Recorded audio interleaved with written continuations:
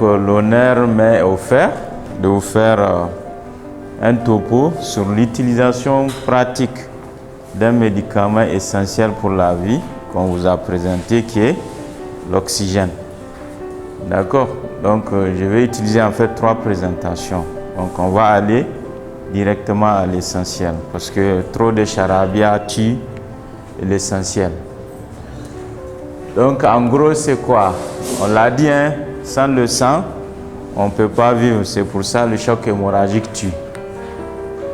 L'oxygénothérapie c'est quoi? C'est de l'administrer de l'oxygène pur ou dilué à un patient dans l'optique, et cet oxygène-là ne peut arriver aux cellules que quand il est transporté par l'hémoglobine. C'est ça l'intérêt de la présentation du docteur Momassani. Je vais passer, tout ça a été dit. Première notion, donc le colonel-major l'a dit, 90, mais dans les services, on préfère que l'alerte soit donnée dès que une personne sature à moins de 94%. C'est là où l'alerte doit être donnée. Dès que c'est inférieur, c'est pour se donner une marge de manœuvre. On a le temps de réfléchir, d'aider tout ça là. Sinon, déjà à 90%, c'est le seuil d'hypoxémie. C'est elle qui dit que le sang, l'oxygène n'est plus suffisant pour nos cellules. Tout ce qui entraîne un problème d'oxygène, les étiologies, on ne va pas faire de la médecine. Elles sont diverses, variées, donc ça, ce n'est pas l'objet du cours. Vous savez qu'au bloc opératoire, on utilise. Donc, l'oxygénothérapie pour quel patient? On va dire pour tout patient qui sature à moins de 94%. D'accord? Malheureusement, ça peut être à court terme dans une défaillance aiguë respiratoire. Et vous savez qu'il y a même des gens qui vivent de façon continue avec les respirateurs à la maison, au travail, dans les transports publics. Donc, ce n'est pas un problème. Donc, je pense que l'objectif du cours même est ici. Hein. Pour administrer de l'oxygène, bien sûr, il faut de l'oxygène. Déjà, Dieu a tout bien fait. Dans l'air libre, on a 21% qu'on respire. Mais quelqu'un qui en a besoin, les 21% ne le suffisent plus. Donc, il y a un système pour enrichir. Il y a un joli système qui existe, c'est le concentrateur qui vous enrichit l'oxygène de l'air ambiant et jusqu'à 98% et 95%. Et puis, soit il y a des machines qui prennent toujours l'air ambiant et qui vont faire sortir de l'oxygène pur, c'est-à-dire 100% d'oxygène. Donc, soit c'est une machine à part avec une distribution murale, comme on a vu dans les différents services, soit on fait comme avant, avec des grosses bouteilles à côté, ce qui est un peu dangereux d'ailleurs. Donc ça, c'est de l'oxygène pur qu'il y a dedans, avec une pression précise, et on verra en pratique qu'il faut un système de mano-détendeur pour que la pression ne sorte pas en grande quantité, puisque on perdra de l'oxygène et c'est dangereux pour le patient. D'accord? Donc on peut apporter l'oxygène par des facettes, soit les lunettes, soit le masque facial simple, soit le masque à haute concentration, et au pire, on est obligé de faire ce qu'on appelle une ventilation artificielle, soit par la trachéotomie ou bien par une intubation orotrachéale. Donc ça, c'est du domaine des réanimateurs. Mais pour toute personne qui travaille dans une structure hospitalière, il doit être capable de maîtriser comment utiliser ces facettes. Lunettes d'oxygène, il y a une limite en fait dans le débit. Parce qu'au-delà, on est nocif et on perd l'oxygène. Donc, il est recommandé, ici ils ont mis 6, mais à partir de 5 litres, ça ne sert à rien d'augmenter votre débit. C'est bon? 1 à 5 litres quand vous utilisez une lunette. À partir de 5, ça ne sert à rien. Ça irrite les narines des gens. D'accord? On oublie ça, c'est de l'AREA. C'est l'oxygénothérapie au début qui a été très développée pendant la crise Covid. D'accord? je vais revenir ici, c'est pour parler des facettes. Le masque facial simple, ça veut dire, je donne caricaturalement de façon caricaturale. Votre patient, il sature entre 92 et 93% ses lunettes d'oxygène. Ça ne sert à rien de lui mettre un masque facial simple ni un masque à haute concentration. Pourquoi? Quand vous mettez des lunettes, vous enrichissez son FiO2, sa fraction inspirée en oxygène, de 21 jusqu'à 40% maximum. D'accord? C'est ça l'intérêt des lunettes. Donc c'est largement suffisant pour qu'il remonte au-delà des 94, qui est notre seuil d'alerte. C'est bon? Maintenant, malgré que vous mettez lunettes, il continue à désaturer entre 90 et 89. Là, les lunettes, l'apport de FiO2 est insuffisant pour aider à rétablir le gap du manque d'oxygène. Là, vous allez passer au masque facial simple. J'ai dit simple, sans réservoir. Il est là. Lunettes, c'est là. Le masque facial est là. Vous voyez?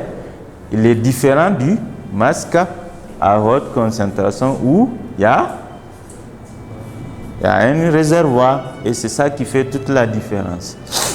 Et là, quand vous utilisez un masque facial simple, vous pouvez enrichir votre taux d'air que le malade respire jusqu'à 60% d'oxygène. D'accord? Et quand vous utilisez un masque facial simple, il faut commencer minimum par 5 litres. Sinon, quand vous commencez par moins, ça ne sert à rien. Et ne dépassez pas 10 litres. Au-delà aussi, ça ne sert à rien. Vous avez compris? Pour être efficace et pour économiser votre oxygène. Maintenant, caricaturalement, le malade d'emblée, il est venu, il est à 110%. Ça ne sert à rien, sauf si c'est ça seulement que vous avez, de commencer par lunettes d'oxygène. Vous allez avoir qu'un gain de 40%. Là, il faut commencer directement par un masque à haute concentration qui vous donne jusqu'à une concentration d'oxygène à 95%. Et là aussi, quand vous allez réguler votre débitmètre, commencez minimum à 10 litres. En deçà, vous n'utilisez pas les spécificités du masque facial. Et vous pouvez aller jusqu'à 15 litres pour avoir cet enrichissement en oxygène. C'est bon? Je me répète parce que c'est très important. 1000 fois on parle dans les services, c'est très mal utilisé. Vous avez des lunettes d'oxygène à 10 litres. Ça ne sert à rien.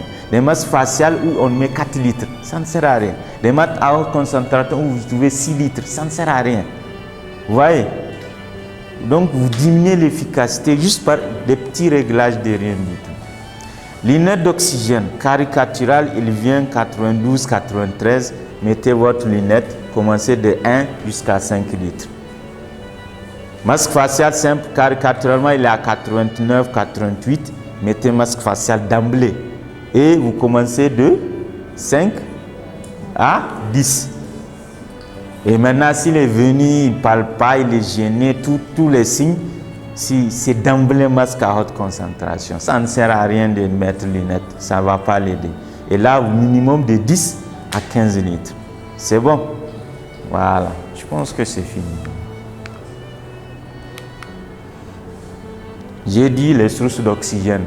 Soit on a une centrale qui produit, on en avait, on en aura Inch'Allah. Et ça va distribuer dans tout l'hôpital. C'est ce qu'on appelle le système mural. Soit vous avez des bouteilles d'oxygène à côté des malades, ce qu'on a actuellement, dont il faut vérifier, on verra en pratique tout de suite, la quantité d'oxygène et comment calculer la quantité qui reste. Soit on a un concentrateur. C'est les différentes sources d'oxygène et ça, c'est ce qu'on appelle le débitmètre ici, où il y a les chiffres, et le mano détendeur qui vous dit la pression qui reste. Et c'est extrêmement important.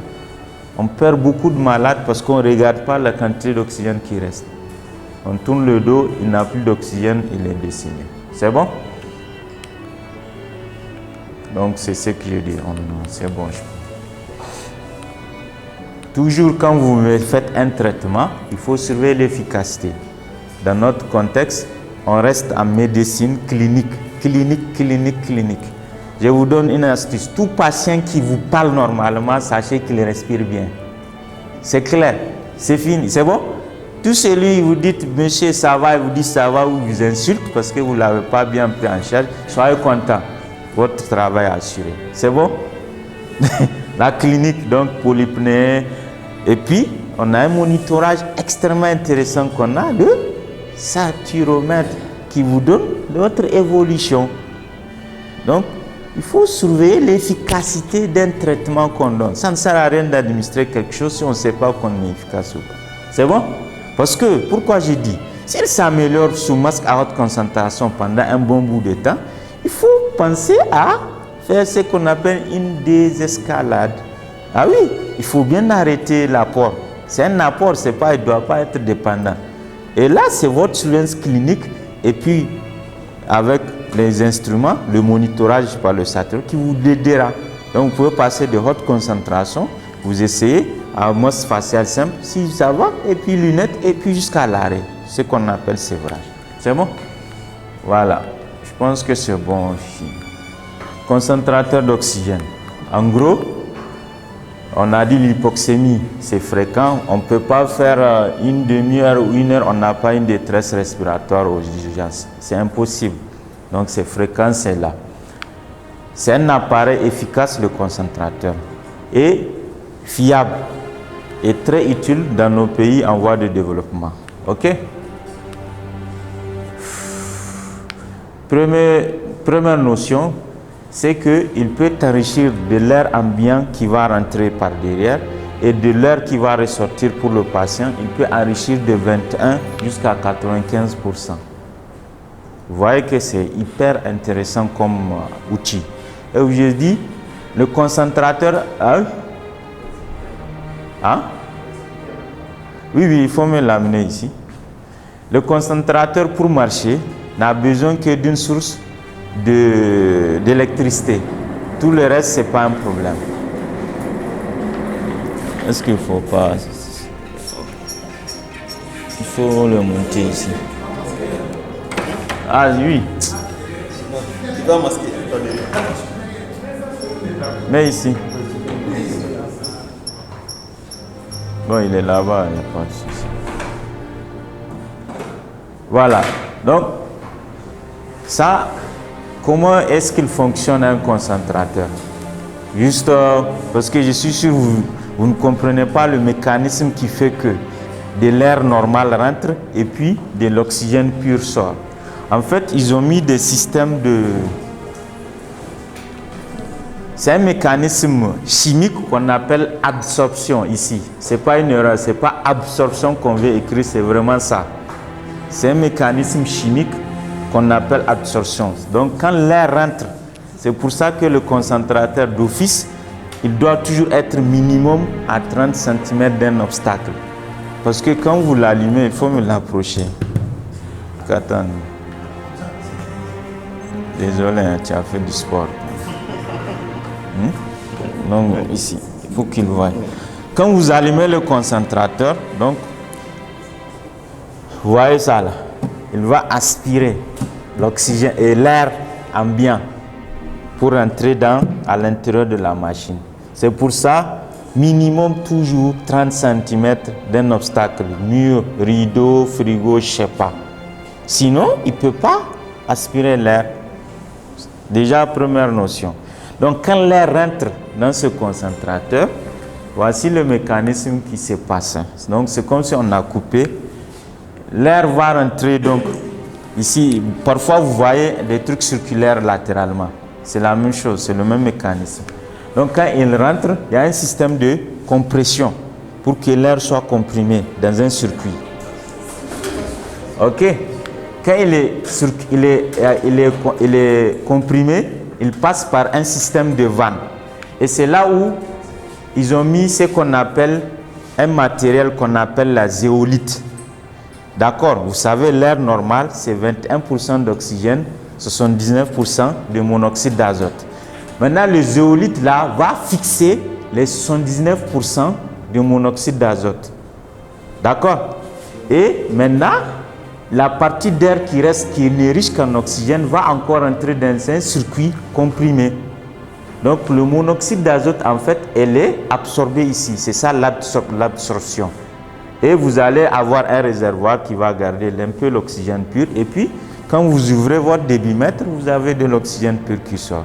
C'est comme ça qu'un concentrateur marche, très simplement. Ok? Donc ça, c'est la description. Donc quand ça rentre ici, malheureusement, on ne peut pas le décomposer, hein, pour voir tout ce que je vous ai dit. Mais c'est ce qui se passe quand vous allumez et que ça commence à faire le bruit bizarre là. C'est pour faire tout ce... C'est pour faire tous ces schémas-là, ok? Vous voyez, un concentrateur bien fait, il peut fonctionner en continu. Je vous ai dit, seul impératif, il faut de l'électricité. Et vous savez, maintenant, il y a plusieurs façons d'avoir de l'électricité. Soit on compte sur la Nigelex, soit vous faites votre système solaire, soit vous avez votre groupe. Donc, c'est vraiment une panoplie ou bien l'éolienne, il n'y a pas de problème. Il peut produire 24 heures, c'est-à-dire si vous êtes patient, vous pouvez l'allumer 24 heures sur 24, pendant 5 ans, il ne va pas s'arrêter. Vous pouvez essayer. Hein? Et l'avantage, il peut être utilisé à tous les niveaux de soins. Quand on dit tous les niveaux, ça veut dire du simple district qui est à la frontière du Nigeria, là, où il n'y a personne, jusqu'à actuellement, on est dans un hôpital de référence. C'est ça. Tous les niveaux de soins, il est utile. Et c'est ça qui sauve les enfants là en périphérie quand ils font leur pneumopathie bizarre. D'accord? Quand je dis ne nécessite que de l'électricité fiable, c'est tout. Bien sûr, c'est de l'oxygène. Il faut savoir qui l'utiliser. Donc, il faut que la personne soit en détresse. Il faut monitorer, etc., etc. Donc, on passe juste au côté... Et sachez qu'il y a des appareils d'anesthésie qui fonctionnent avec un concentrateur. Ça vous permet d'éviter tous ces problèmes où l'oxygène est fini, on ne sait pas quand c'est fini, tout le monde est stressé, le malade intubé, ventilé, chirurgisé. Donc c'est des appareils vraiment, je trouve, pratiques dans nos pays en voie de développement, qui ne fonctionnent qu'avec concentrateur. Et ça qu'on utilise nous au niveau du centre hospitalier des armées. Et on n'a pas de problème depuis presque 2 ans et demi. On peut même faire ce qu'on appelle la ventilation en pression positive, ça c'est un peu de la réanimation. Et ça, on peut nébuliser avec. Ce concentrateur en particulier, vous allez passer, il y a nébulisation. Ce n'est pas tous les concentrateurs.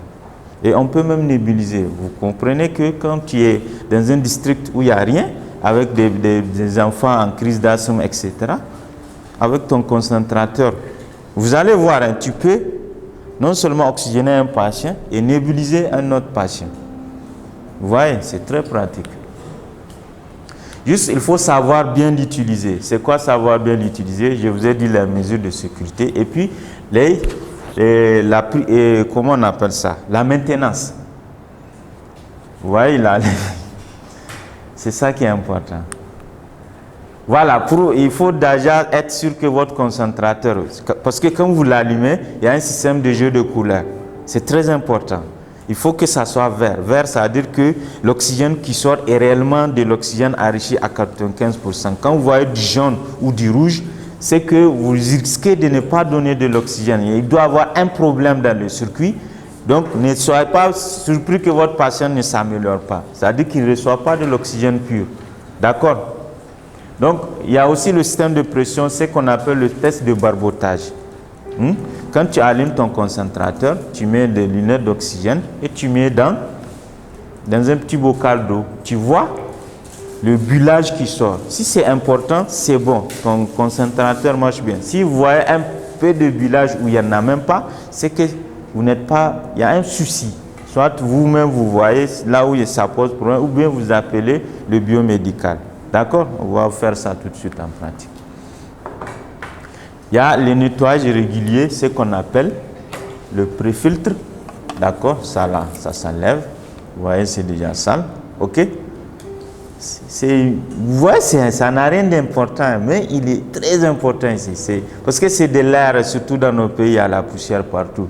C'est le premier passage pour filtrer que la poussière ne passe pas. D'accord? Donc là, normalement, on doit le nettoyer soit chaque semaine, chaque mois, avec de l'eau on sèche. D'accord? Ce n'est pas le biomètre, c'est nous-mêmes qui le faisons. Et ça, on appelle ça pré-filtre. Et puis il y a le filtre même.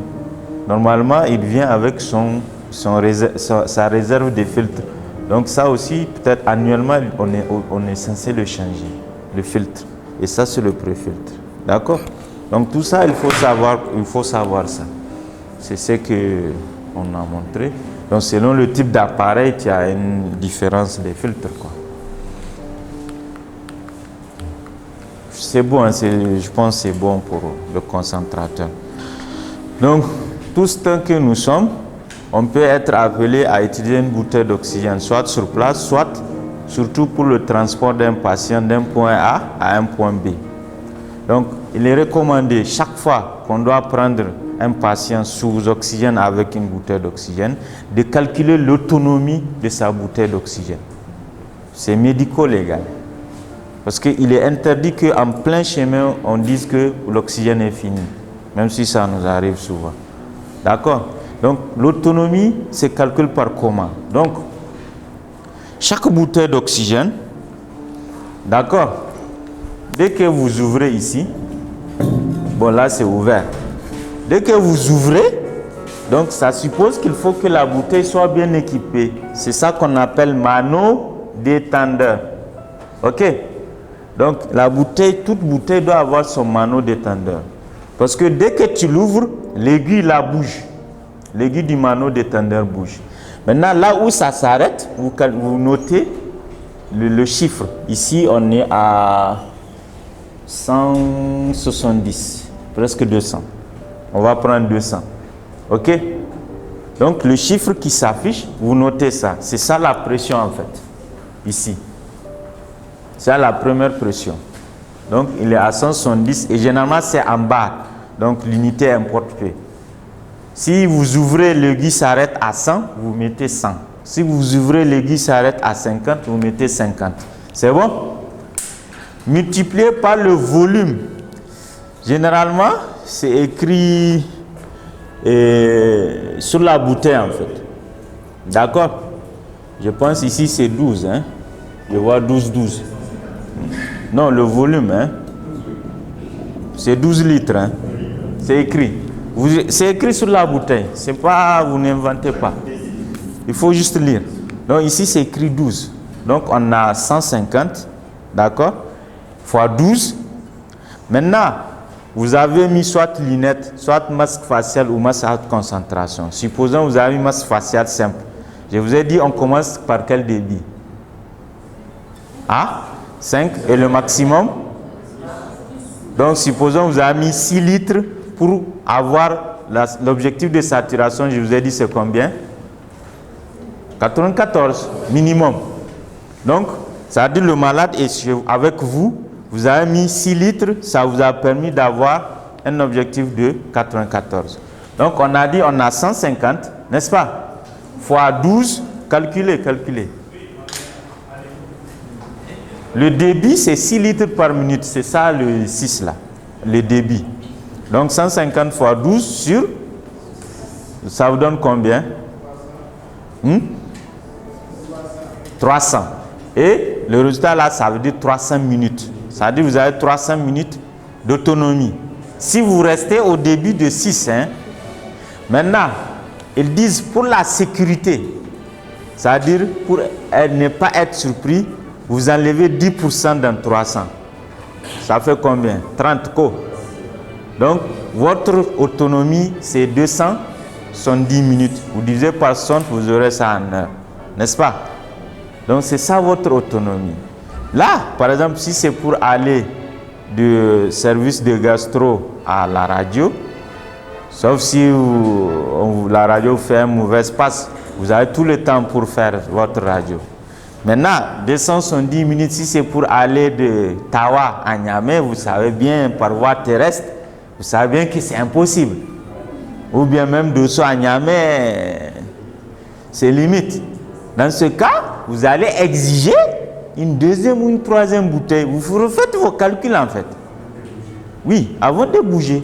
Donc vous allez prendre l'autonomie calculée en bouteille avant de bouger. C'est bon?